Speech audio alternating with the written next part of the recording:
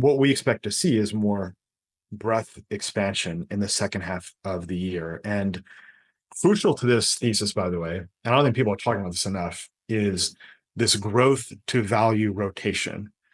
This is one of the things that keeps me up at night. I've talked about growth to value compressions at the stock level. That's what happens to like Polaroid when they have a 95 PE ratio, they compress down. That happens at a stock level, but also happens at a factor level.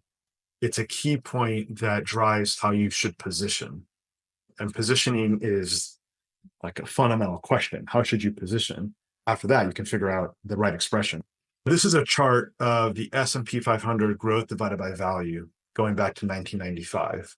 And you can see in the run-up to the dot-com bull market peak, growth stocks were doing really quite well. Then you had the dot-com bust that happened in April 2000. You also had the onset of a recession here after Y2K. Value started to outperform. There was a reflex rally in the summer. Then value took over here and growth stocks got pummeled, especially unprofitable technology stocks. This is peak hype. And in 2021, we also had, in the aftermath of COVID, a tremendous rally in growth stocks. This is like hype, peak hype. Remember peak SPACs, Cathie Wood, ARK, all this stuff taking off.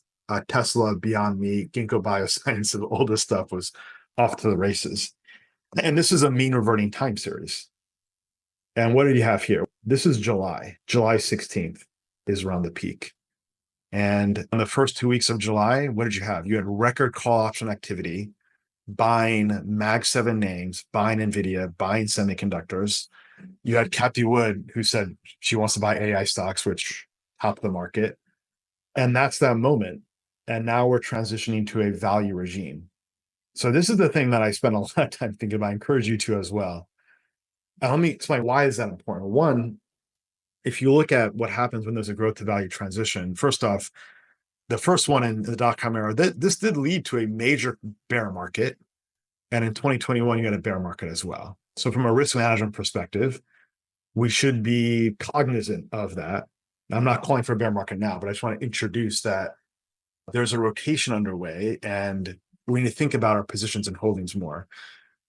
And growth stocks are all about psychology. Markets are all about psychology. It's when people get excited and they get jazzed up, they get all built up and they want to make money quickly and they start buying stocks that are going up and momentum is running, and momentum as a factor has been in like record territory in the first ending July 16th. Massively 2 standard deviations plus overbought. And when momentum corrects, it corrects viciously and sharply.